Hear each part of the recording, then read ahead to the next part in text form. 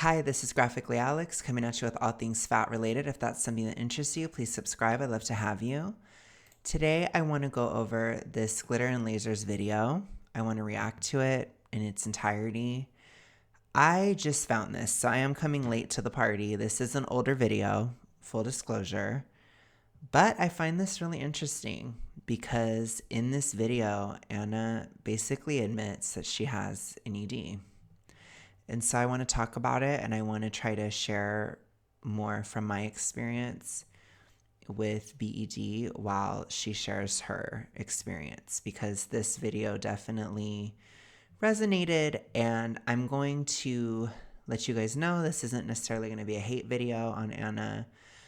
I think this is just an opportunity to understand more and I'm going to try to provide more understanding to what she's saying. Okay, so let's go ahead and get into it. Namaste, bitches. That was cheesy. Okay. Hey, everybody. My name is Anna, aka Glitter and Lasers, and welcome back to my channel. Okay, I am starting off the new year in the rawest and realist way I can. I am talking about something that makes me incredibly uncomfortable.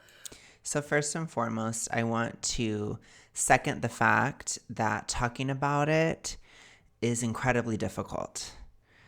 For most people, ED is an incredibly private experience. So I honestly, especially in the very throes of recovery or in the very beginning or that kind of thing, I don't think I could have imagined doing a video about it going to, 2.5 million subscribers, or sorry, 2.25, I'm sorry. I don't think I could imagine doing something like that. It's very difficult. So I will just second that to start with. So I want you guys to bear with me as I go through this. I'm going to try to be as eloquent as I possibly can, but I'm probably going to screw it up, and I'm okay with that because I am tired of trying to be perfect. And I am tired of trying to get everybody to like me, because guess what? I'm not for everybody. And some people are just going to hate me, no matter if I am the nicest, kindest, most charitable, most thoughtful person in the world. There are going to be people that still hate me. And so I am tired of trying to... Okay, so what I will say there is that there is, in my opinion at least, a high correlation between people-pleasing behavior and BED. It's very, very strong. I will say for me, I'm not a people pleaser whatsoever, but I will say whenever I tried, I would typically have to lean on my ED to accomplish it because it was so unnatural to me to be that way. So yeah, just saying, I think there might be a connection there. People please, because it's a fruitless effort. I will never get there, and that's okay. I think Anna still struggles with this. I saw her live where she was on that cruise and she was like looking to fight with people and stuff. And she was thinking that people were going to hate her in the chat on that live stream when she was on one of her cruises. So I think she still is very much struggling with it to this day. This is, 2 years ago, January 5th, 2022. So this is a while back. So she's still definitely struggling here, in my opinion. So with that tone and with that introduction to this video, today I'm going to talk about my health. So about 1.5 years ago, I thought I was ready to talk about health. I thought I was ready to expose myself. I thought I was prepared for anything that would come to me as a result of talking about it. So on July 28th, 2020, I posted a video. I think it was called something like weight loss, diets, and etc. And then I posted 2 subsequent videos. I did not anticipate the amount of discussion this would generate online. I didn't think anyone would care. I did expect a couple known suspects to have commentary, but it just ballooned to an extent that I really was not emotionally prepared for. So I tried to pretend I was okay with all of this feedback. I thought, I'm strong, I'm superwoman, I can take it all. And what I learned is I'm not. I am not that woman. I wish I was that woman. I think we all think that that woman exists. And I think what I learned is that she doesn't exist, or at least she doesn't exist in me. So I shut up about it. I hunkered down and I decided to just not talk about it anymore. That doesn't mean I stopped working on it. When I started that series, I was hopelessly addicted. I couldn't imagine being so incredibly, I guess, overexposed, especially in a very vulnerable moment, because it's complicated with BED, because on one hand, there are so many attempts at weight loss and there's so many diets that are attempted within BED. Again, people don't remember that there is a R and B cycle within BED, so restrict being the R. And people forget that. So a lot of times people that have the disorder, they go through different phases. So there are phases where they try to lose the weight, there are phases where they stop, there are phases where they gain a lot of weight and they massively binge. There are phases where you kind of go back and forth through all of them. So it's a difficult thing to pin down in somebody, especially when they've had it lifelong or when they've had it for 10 plus years or a very long time, because it can look differently at different points. What you really have to look for is a focus on their body, a focus on body image. Some of your easiest warning signs are gaining and losing massive amounts of weight over and over again. That's one sign. Or being the type of person where it's like, oh, I don't want to take a picture because I look fat in that. Or, that type of comment is a very BED coded thing, because there's a body image issue. That's like a way to show a body image issue. If they're always comparing themselves to everybody in the room and seeing who's the fattest in the room, that kind of stuff, that is ED coded with BED. So you have to kind of look at these different warning signs, so to speak, because people typically won't talk about it ever, or they'll just say, oh gosh, like I'm just addicted to food. That's something that somebody will say a lot of times when they have BED. Now, I'm not saying that food addiction doesn't exist. I'm saying that people will just say that because they don't want to have the actual issue discussed, because, who wants to wear around on their head that I like manipulating the intake of my food to control my anxiety, and I like to gain and lose the same amount of weight over and over again so I have a distraction for all my life issues and I don't ever have to actually change anything real or do anything. Nobody's going to say that. They're going to just say, well, I'm addicted to food. Because it's easy to say, it gets people off your back. The whole point is to get people to not talk about it. Most of the time within BED, you're just trying to get people to not see it, to not see the issue, especially if you're really, really acutely in it. So I will say her talking about this at all, it was a good sign back then, because that does matter, especially if she's dealing with criticism, because this disorder is heavily, heavily misunderstood. That, in my opinion, there's hardly any real media representation of this. It's not well understood whatsoever by the general public, and it comes across very strange to people.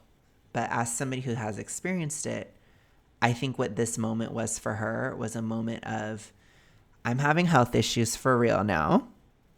This is typically what happens. If somebody is severe, they typically hit a wall. They start to have massive issues that they can't come back from without changing. And they're forced to stop. And this happened to me. And so to me, that's what this sounds like. It sounds like a moment where her health was getting really scary and she realized that she had to stop the behavior. And so she's starting, a health journey, as she put it. She didn't want to say a weight loss journey for a lot of different reasons, but that's basically what it was. And it can be incredibly complicated to try to lose weight within BED because you don't want to regain. And it's very common. So let's continue. Addicted to caffeine. I was sleeping very poorly. I had kind of not great. So she's trying very hard not to bring any attention to the eating behavior. She's trying to say everything else. So remember, everything when it comes to this disorder it's always secretive. It's always, I don't want you to know. I don't want you to see. I don't want you to think about what I'm doing. I don't want to talk about the actual problem. So she's going to do that a lot in this video. And I would say to a certain extent, she still struggles with that. But that's what she's saying. She's saying, I'm addicted to caffeine. Okay, girl, that's not your biggest issue. I don't sleep enough. I'm sure that's true. I'm sure. But that's not the biggest issue. It's not the elephant in the room, so to speak. But okay, she's trying to like still people please and still kind of try to, what's the word? She's trying to reduce judgment from people. So she's saying like, I've fixed this, I fixed that, I've done this, I've done that. She's trying to get people to judge her less, basically. So, and I don't think it always works. It's tough. Relationships with friends. I had some issues I needed to work through with my family.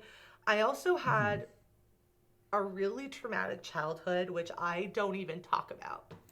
So that's a huge trigger when it comes to especially severe BED. So when she said that, I was like, okay, I'm pretty convinced. You know, I'm not a clinician or whatever. Like, I'm not literally diagnosing her, but I'm just saying the likelihood is very high, which is why I'm making this video, because I want to talk about it. Childhood trauma is a trigger, especially for severe. Okay. And that was huge. When she said that, I was like, okay. Like, people don't even know it about me.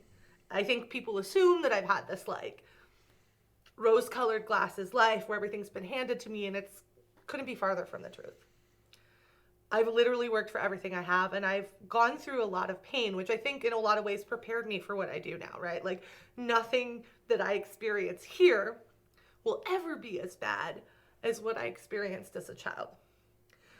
But when all of that happened, I started to resurface a lot of emotions that I felt I had dealt with, but maybe more honestly, I just kind of ignored or disassociated from or pretended didn't happen to me.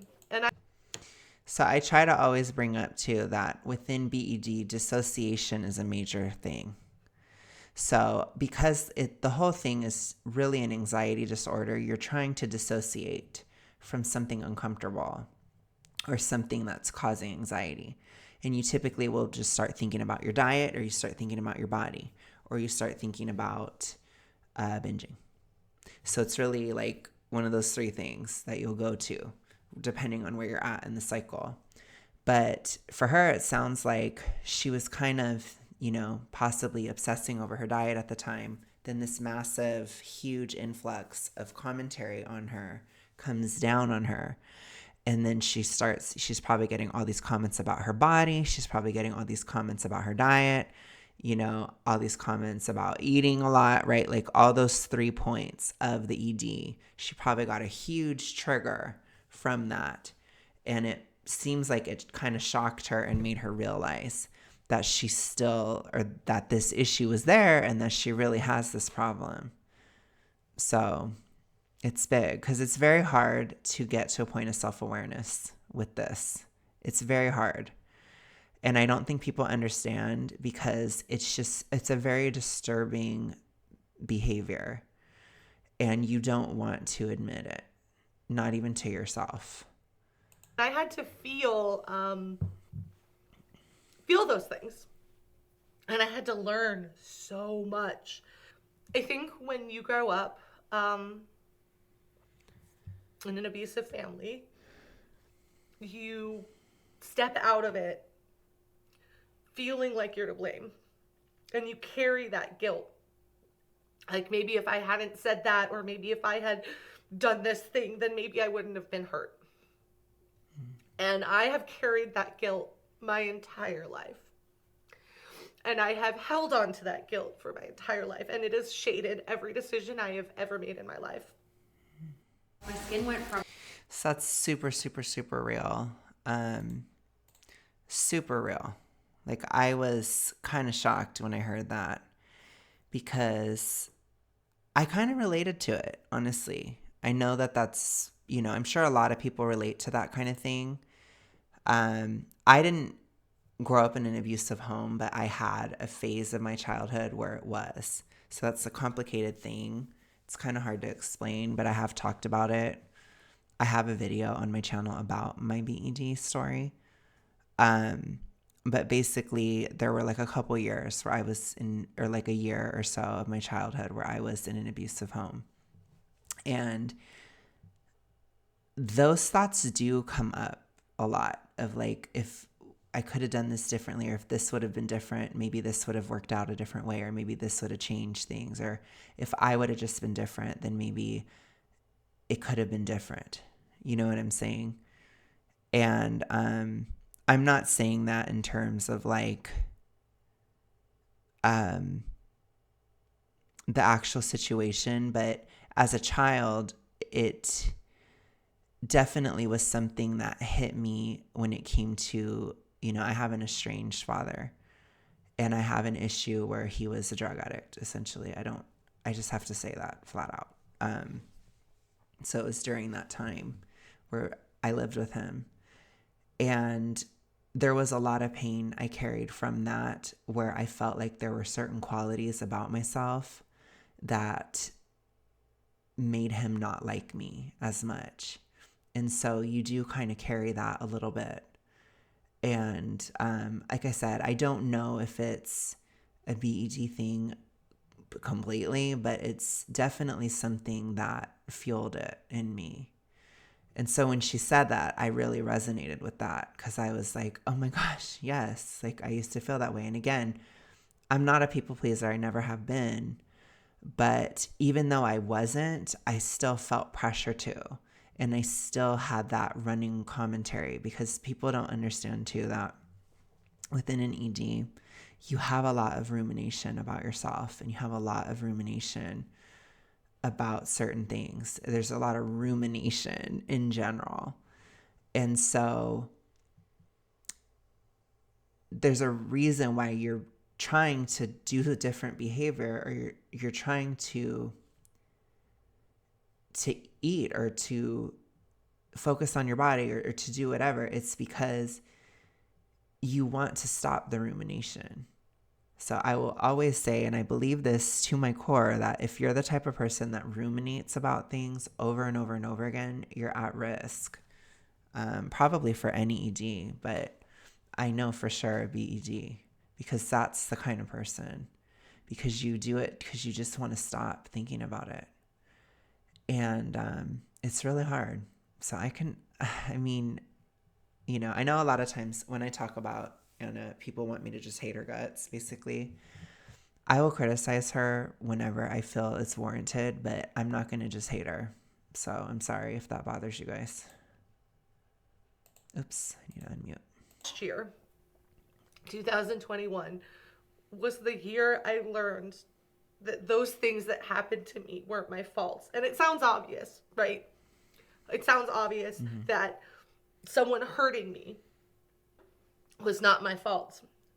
But because I felt deep down inside that I wasn't worthy of love, then I made excuses and accepted the things that happened to me as my fault.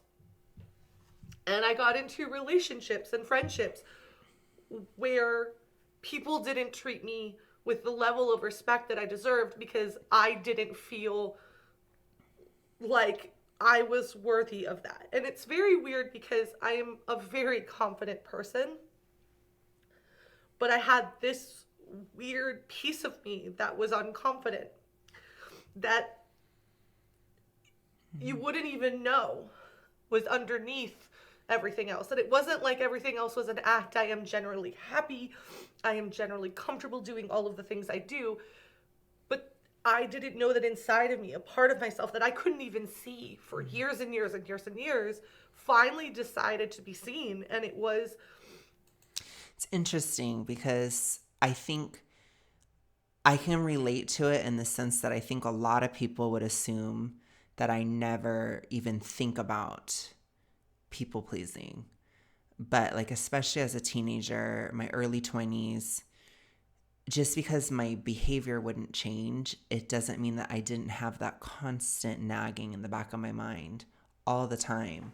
And so I do think that that is interesting to think about hidden qualities in a person, because I come across as very, sometimes at least, kind of hardened, or I don't want to say hardened because that doesn't really work just because I'm like super femilicious and stuff. But I have times where I come across as like really nice and times where I come across as like really aloof or hardened. And neither one is true. So I think that that's, it can be difficult where we have the outside not lining up with the inside. I think in general, I don't think that's an ED thing, but I just think that that's like an interesting human thing that happens. I think a lot of people do assume that Anna is not confident though, so it might come through more than she knows, because I can understand why she says that, and a lot of people do like her, but a lot of people don't like her, and they can also see the other side. So anyways, exhausting and jarring. And how this all came to light is when the winter storm happened in Austin. I was alone in my apartment and I didn't have anyone. And those feelings of being alone and feeling hopeless and feeling like there was no escape came back in a way much more powerful than like this experience should have done to me. And I realized that something wasn't right. And there were things I wasn't allowing myself to feel. So I remember sitting there, so real. That is very real. Things I wasn't allowing myself to feel. It's very, very, and I think people hear that, but it's like, if you haven't had the ED, I need you to understand that it is such an extent, like I don't know how to describe it. I'm just trying to say it's not a blasé thing. It's psychological, okay? Like, it's not like, oh, I got rejected being asked out for the prom or something, or asking somebody out for the prom, and I didn't allow myself to feel that shame. Like, it's like a very, very deep, deep, deep, deep thing that you psychologically and pathologically do not allow yourself to feel, either through blatant delusion, through blatant dissociation, and going to the behavior, going to the eating. Like, you don't allow it. So I'm trying to explain, I'm not saying there aren't other psychological issues where people really, really dissociate and stuff, but I am saying that BED is on that level. Okay, it is just as serious as other psychological things. She's not saying that in a light way. I think a lot of people probably heard that and they just thought, oh, whatever, Anna, you're just being dramatic. But it's like, no, I know what she's saying. It's like significant blocking out, okay? 18 blankets on me, data next to me, thinking like, this is how I die. And feeling like I had no one in Austin that cared about me enough to make sure I was safe. And come to find out I did, but I just didn't believe I did. Again, that whole psyche messing with me.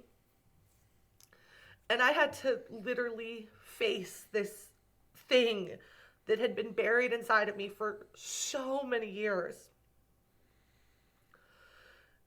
And it wrecked me.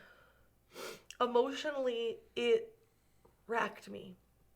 And the first thing I did to try to like combat it was to like overcorrect the opposite way, make friends with all of these people that maybe weren't even healthy friendships. And so I had to relearn all of this stuff to get into a place where finally, and this is after,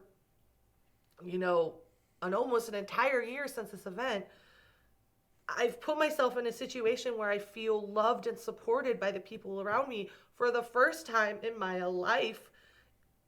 And that's sad.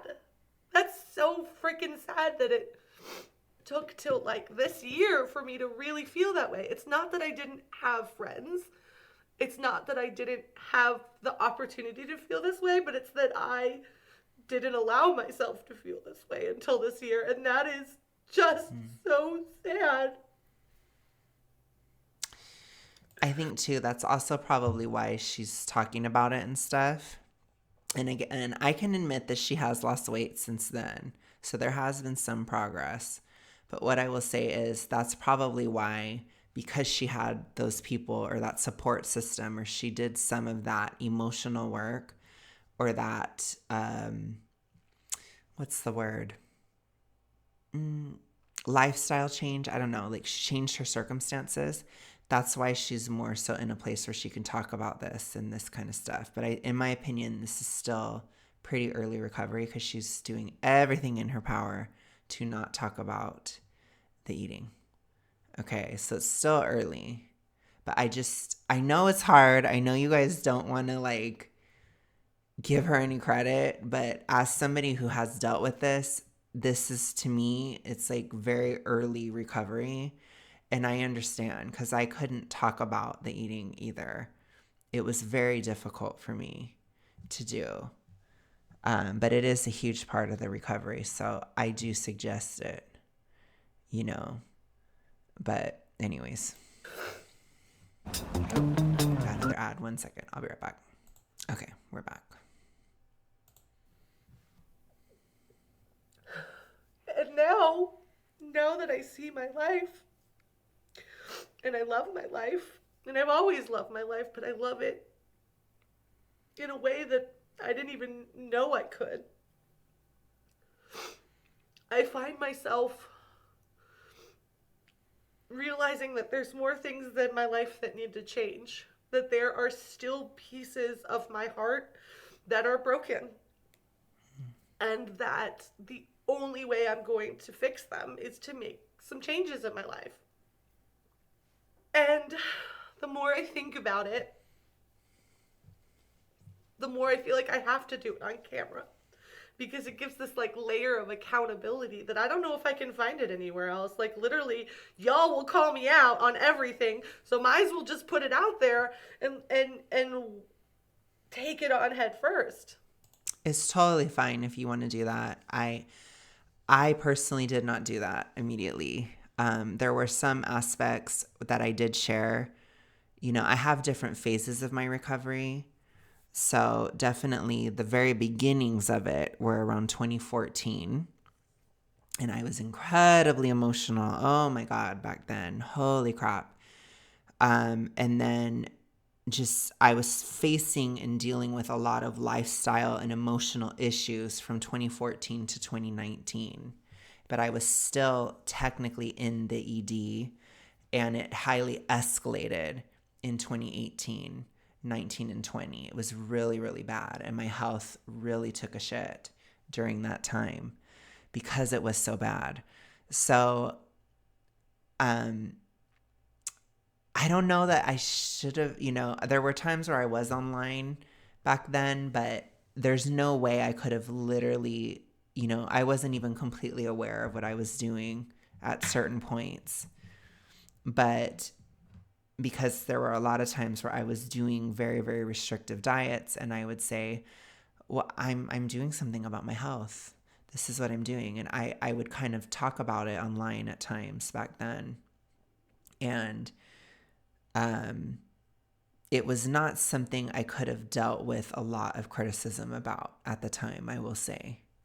So when I really started getting into the anti-FA space and I started actually talking about this stuff, I did briefly talk about my BED story last year, but I didn't make it a major part of my rhetoric and a major part of the channel until I was really, really sure that I had recovered. And what does that mean?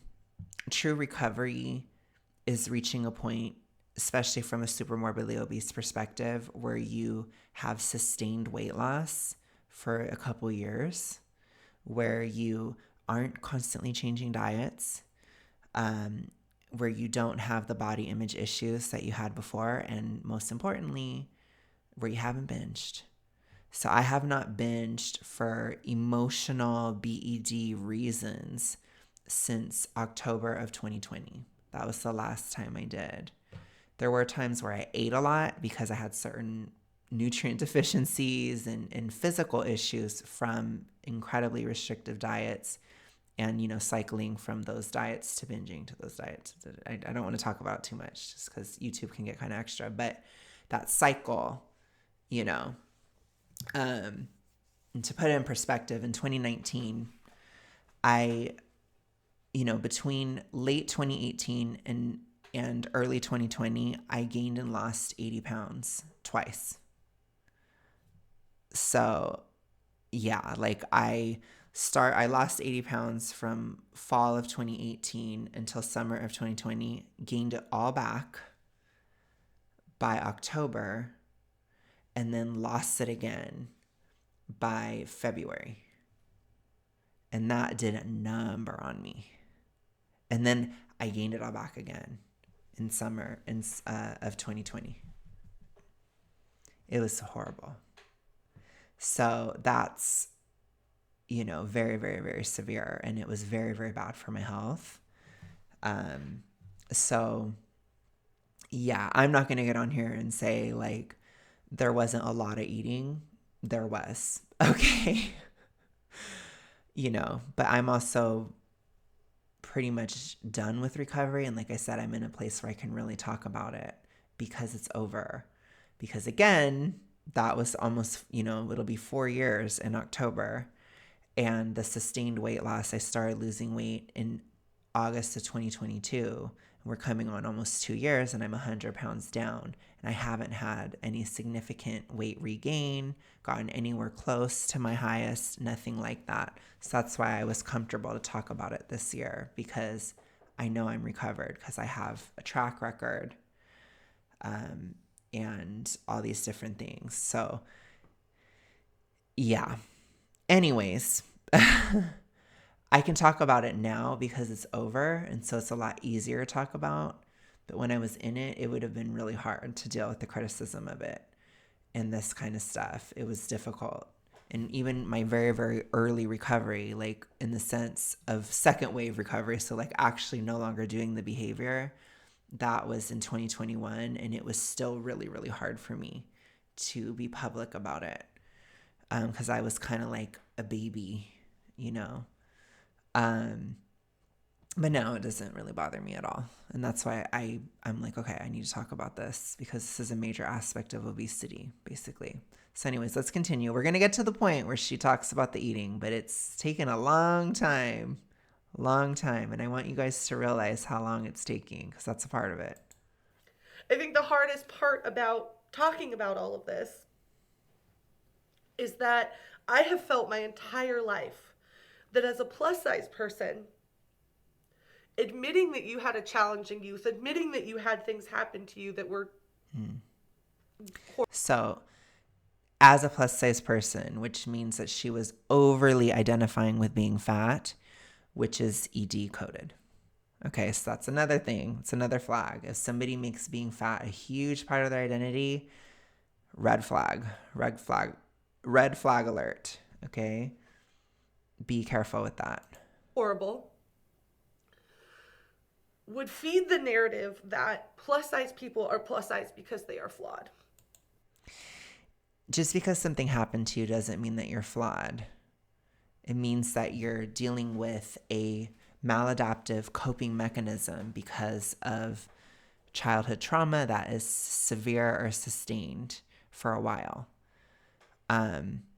You can develop it later in life too, but I find that it's a lot worse when it's childhood related. And what I mean by that is like under the age of 10.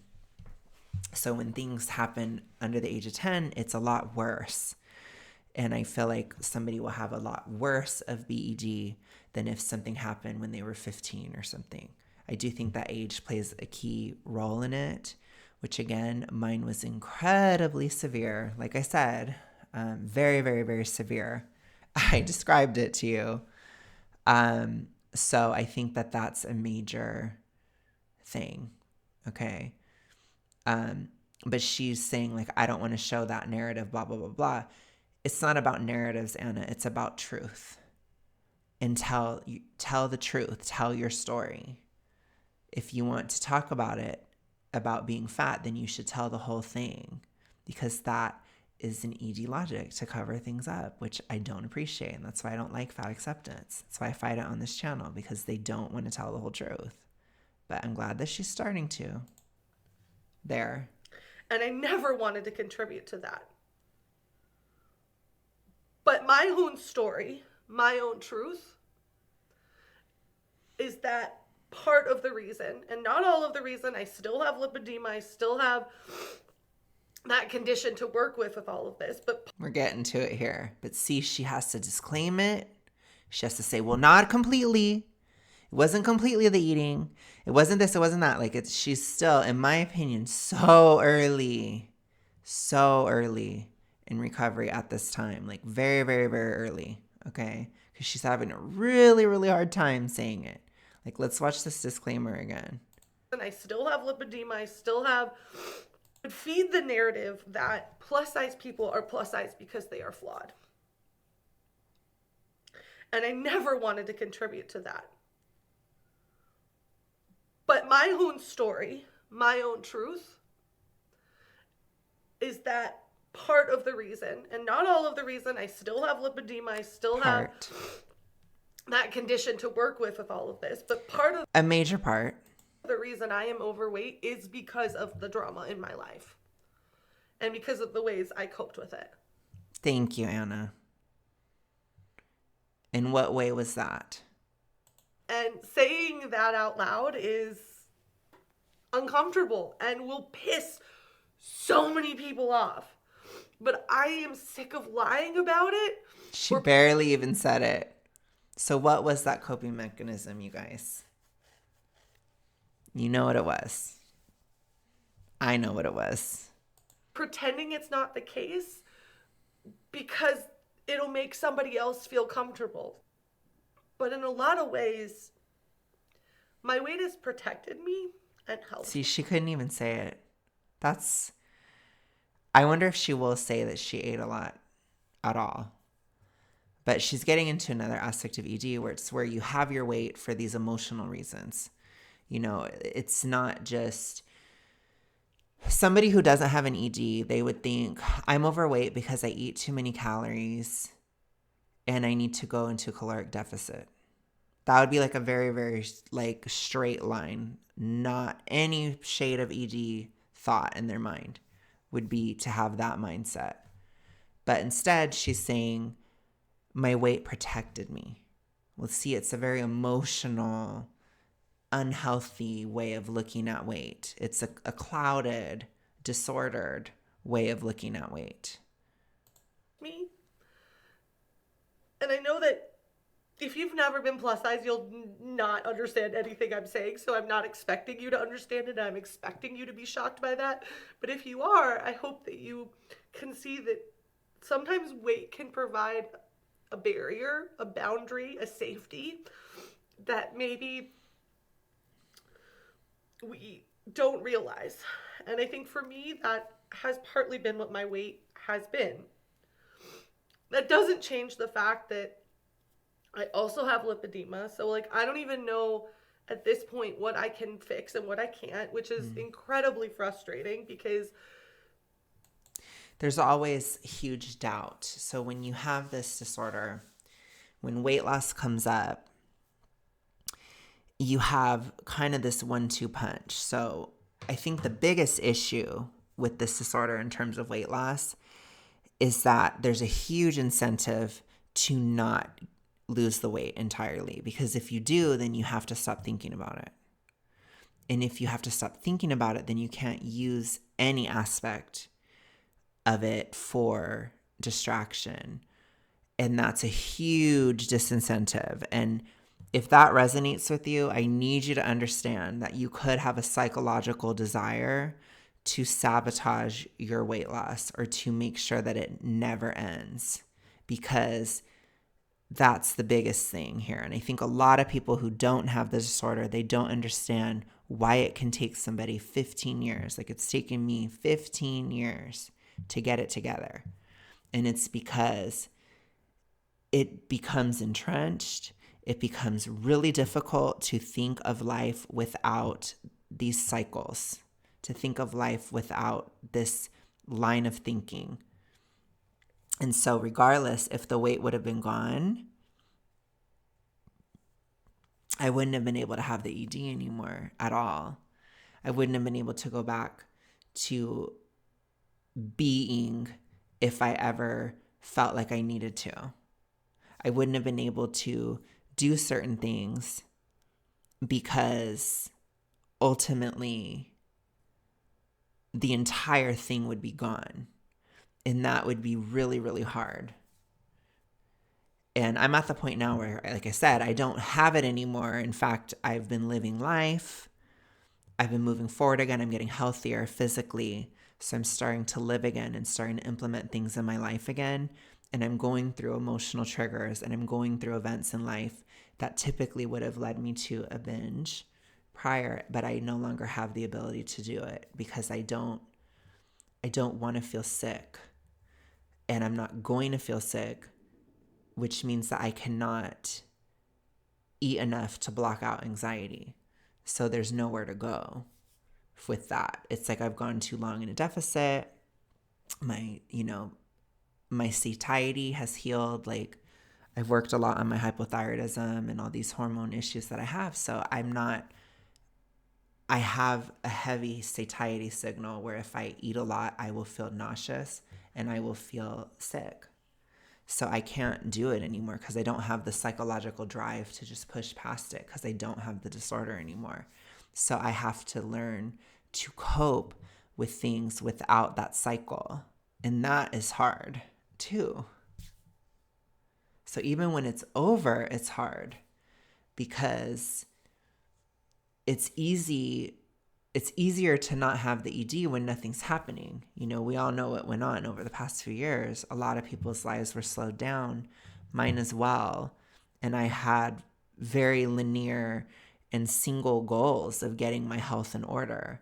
And then I had all these other financial issues to catch up on and practical problems last year to catch up on. So I still wasn't really living. I was just working. And now it's like I'm starting to do things again in life that are beyond just work. And I'm having these triggers and I'm like, I don't have this disorder anymore. I don't know what to do. And so even that is hard. So I wouldn't say I'm in recovery. I'd say I'm beyond it, but it's like I have to find an entirely new way of living. And I think when it's so severe, people need to understand that it is a huge ask because it's a huge part of your identity. It's a huge part of how you live your life. If any problem comes up, you go to the loop. And like I said, it's not just overeating. It's also hating your body. It's also restrictive dieting. So it's all three of those in constant loop. You switch from one to one to one to one to one to one to one. Because I think if you were doing the same thing over and over again, it wouldn't have the same effectiveness. So I think that that's what people don't understand is it's similar to like losing a religion, or it's losing an entire belief system, losing an entire way of living. And for a lot of people, unfortunately, a huge part of their identity, as well as just your external identity, because you identify with your body being something that you hate when you have BED. That's a huge part of your life. Like if your average person with BED, they will say something like, I wish I could just wake up being thin one day. That's a very like BED thing to say or think. Doesn't mean that you have it if you've thought that. I'm just saying it's very BED coded. But what I would say is they say that, but if that were to ever actually happen, it would be devastating to them. And they would probably do as much as they could to gain it back. Because suddenly it wouldn't be a problem anymore. So you have to fall out of love with these issues. You know, you have to not care about them anymore, and you have to not think about it anymore. And so I've done that, and it's not easy to not go to that when something happens or something comes up or something I'm not expecting, or, you know, when something goes on in life that isn't even necessarily bad. It could be good, bad, indifferent. It's just a massive change that causes anxiety. I can't do anything about it using that coping mechanism. Like, I have to find another way. And that's difficult even after. So again, all I'm saying is, and what I try to advocate for, and what I'm advocating for in this moment, is to try to have an understanding that not all, but some people that are big have this disorder, and it can be very severe, and it can be a very long road. Okay. I now feel, based on my own discovery and my own work, in a lot of ways, that my body is a shield I don't need anymore. Well, my body in the way that it is right now. And I want it to get to a place where I don't feel like it's masking me anymore. And I don't know how to explain this in any... It's a healthier mindset. It's a very good recovering, healing mindset. That's a good mindset. Because to finally understand that fatness is not a part of your identity, but fatness is something that's masking your identity. That is a huge recovery point. That's very, very good. better way. And I know that this is going to get ripped apart and translated into whatever people want to believe. And that's okay. I've come to peace with that. I also don't even know what that looks like. What That's I do true. know is what that feels like. And I struggled with that a lot last year too. As I was losing more, I started to fear the unknown, and I started to fear what was coming. And I started to have these fears, and it is scary sometimes, because when you've been so fat for so long, you don't have any concept of what weight loss is. You have no idea what your body will look like. You have no idea of any of these things. That's why I really advise body neutrality, and I practice it, because if I were to keep thinking about these things, I don't know if I could continue, because it would just wear me down over time. So I try my hardest to think about other stuff, pretty much. And it's saving me, honestly. It's because I feel a lot better with it now. What I will say, if you're struggling with that, is that it does get better. And if you lose the weight slowly, it's a lot easier, because you can kind of adjust as it goes. And so, yeah, like, I don't really feel that way anymore, but I felt that way, especially like in October. I was like, I was starting to be scared, but not anymore. So it goes away. I think that's an interesting way to say it.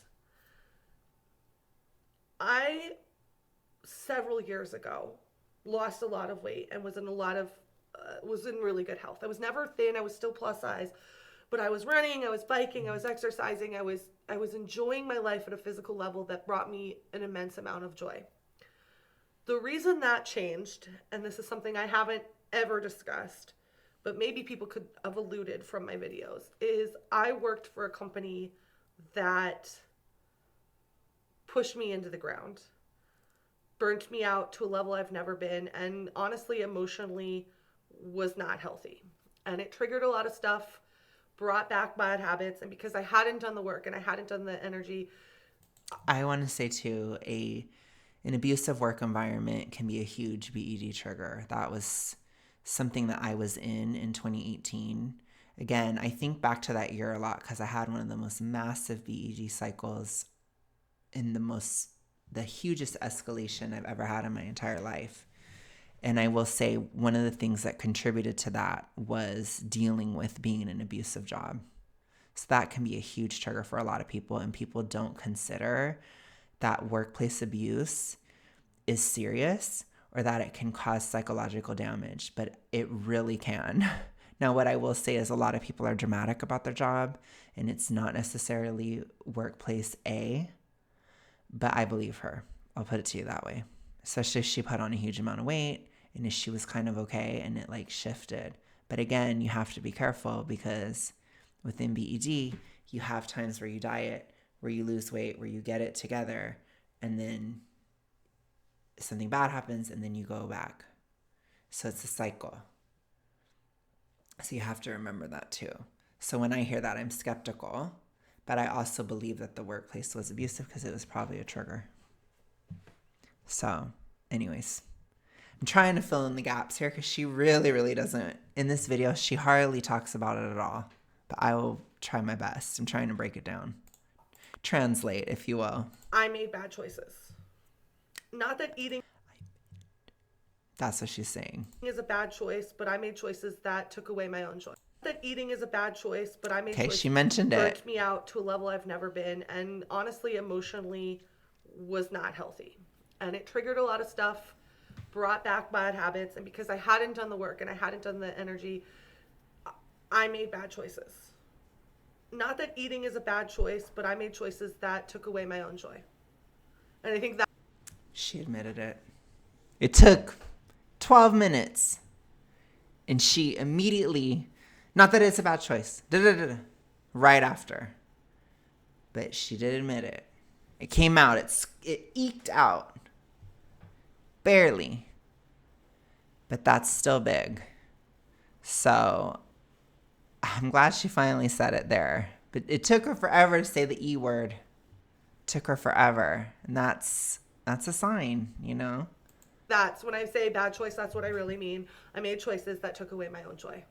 I put food over things that made me feel good because food protected me. Food was a thing that kept me away from other people, where these activities and these adventures brought me to people, and I was afraid of people and how they might treat me. Emotional reasons, anxiety reasons.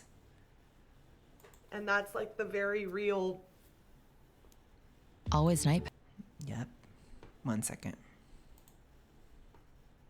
gist of it. Now I'm in this situation where, God, I don't even know where I can go from here. But all I know is that returning to that active lifestyle, eating a more balanced diet that can fuel that level of activity is the way that I am going to release this shield, if that makes sense.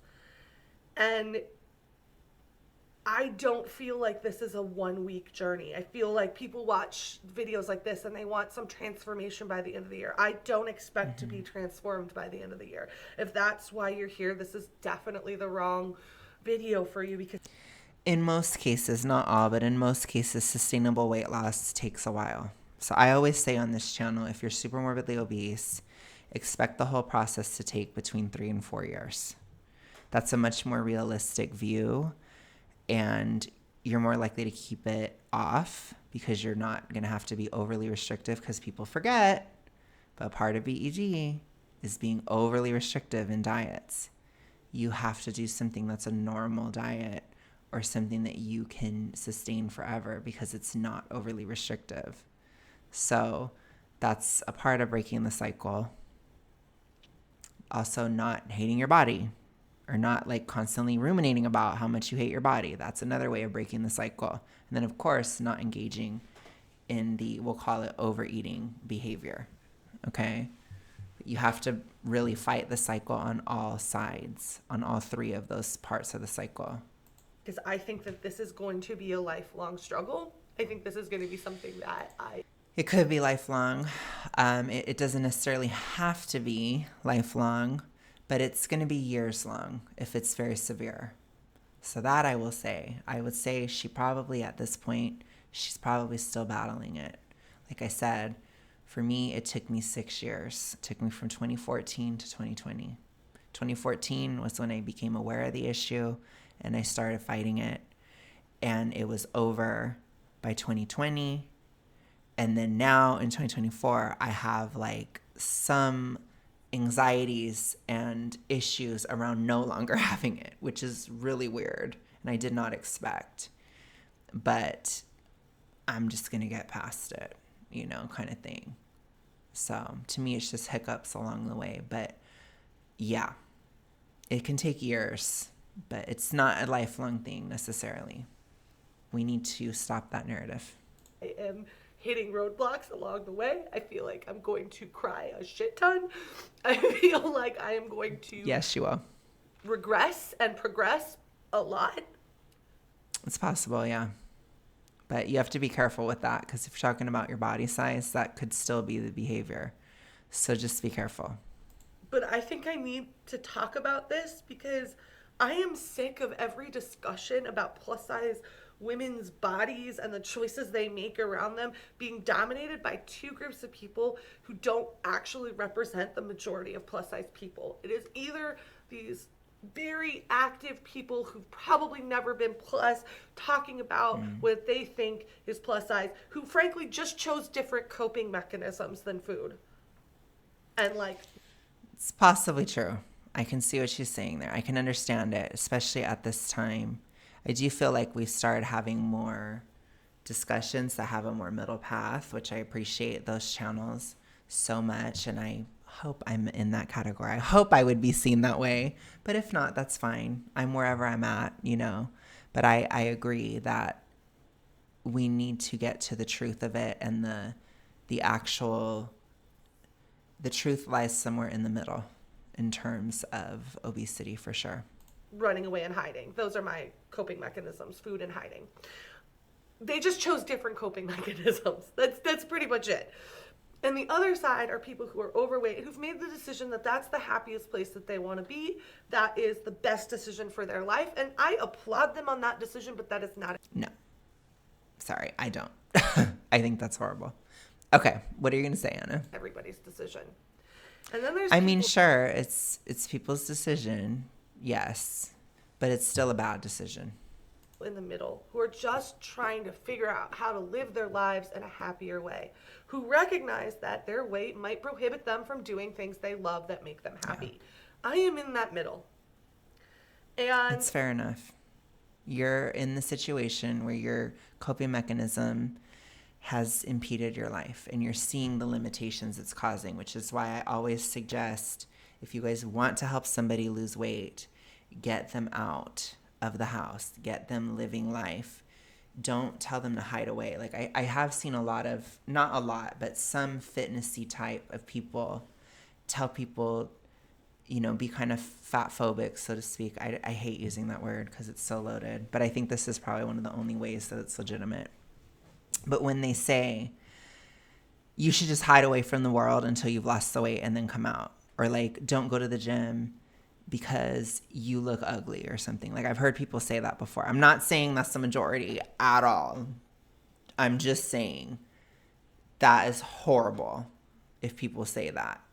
That's a horrible way of viewing it, because I think the exact opposite is the truth. If you actually want to help, then yes, maybe put somebody in a situation where their weight is impeding them. Some people, I've heard some of the most benign things make somebody realize that their weight was an issue, like having to get off a roller coaster or something. One of my friends DM'd me on Instagram about Six Flags, and it was like a video about like, is Six Flags plus size friendly? I went to the one in California. It is not at all. I remember one time I couldn't ride on anything when I went. It was so scarring. But it's those kind of situations. So I'm not saying it's a good thing that happened, but it's like it can wake somebody up, if that makes sense. Because you have to want to change. And and I think getting a taste of life, or getting a taste of fun and seeing how it's limiting you is one of the most effective ways to manifest motivation in a person, because it's really two parts of the battle. The first part of the battle is just getting somebody to realize that it is an issue, and the second part is fixing it, basically. So yeah, sounds like she had hit those limits and she's like, I want to start losing weight. That's why she did. So thank you for proving my narrative, Glitter and Lasers. I'm not looking for a miracle, and I'm not going to be sad about my life until I get thin. Yeah, it's a That's good way of thinking. not what this is about. In fact, it's very little about weight at the end of it all anyway. It's about recognizing that I wouldn't completely agree with that, but I would say that it shouldn't be about how your body looks. That's what I will say. That's not important. Your weight matters, but in terms of health outcomes, it shouldn't be about how you look. Just let that go.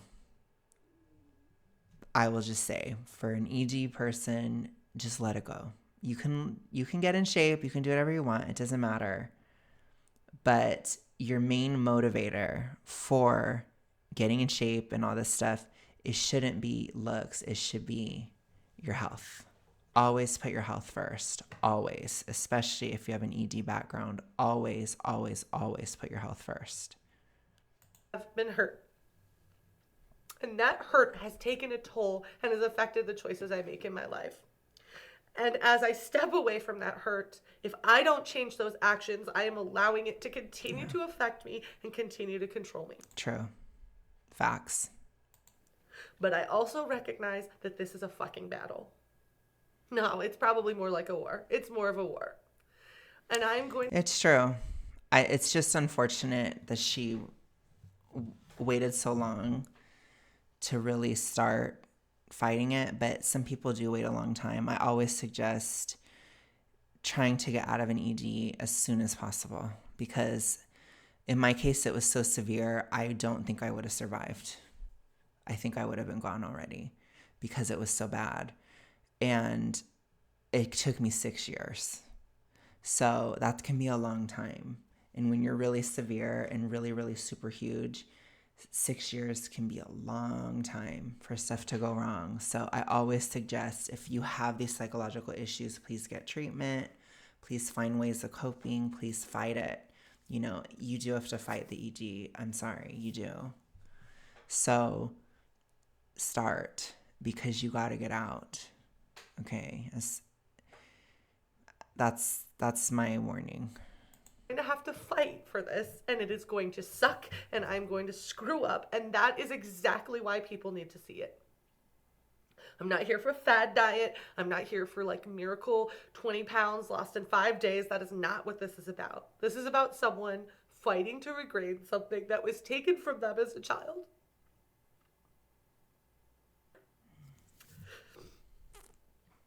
And I deserve that peace. And I think you deserve to see someone fight for that peace in a way that isn't selling you some shitty product. I don't know if she lived up to that. I'm just going to say, I know that that's horrible to say, but she might have changed her mind on that. I'll put it to you that way. I know some of what she's done recently, but hey, at least she was at a good place then. I don't know what else to say. That's it. That's it. That's all I really have to say. So this year, I'm fighting for me. I'm fighting for the girl deep down inside of me who has been hurting for a really long time and now just wants to feel joy. So with that, guys, I hope you have an amazing rest of your week. I hope that... Yeah, so let me know what you guys think. I tried really hard to kind of decode it and kind of bring more to it, because she really didn't say much. And I just thought it would be a good opportunity to try to teach you guys a little bit more about it. And I hope that you guys got something from this. I know this was kind of heavy, but I just felt like I needed to talk about this. And she had talked about it, and I saw this, and I was like, I have to talk about this. So anyways, you guys, I hope that everybody's okay. I hope that you guys have a good rest of your day, night, etc. And I will see you guys again soon. Have a good one. Bye, you guys.